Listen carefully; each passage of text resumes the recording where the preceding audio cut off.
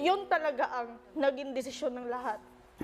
Kasi ang pagkakaalam ko, inulit-ulit pa nila JM na kung sure na ba talaga. Pero parang sa isa at dalawa lang nagdedepende ang tatlo sa paghati ng manok. Kasi hindi nyo talaga alam na kung gaano ka-importante sa amin ang manok. Hindi lang yun basta manok. Alam mo yun, Jared. Tinatry natin ikumpleto ang 100% para lang kuha ng madaming supplies. Sabihin natin, 1 week, may gulay kami, may kanin. Kaya yung tiisin tiris. Magagawa nyo ng paraan kahit mag-ulam kami ng asin, tuyo. Kaya namin yun.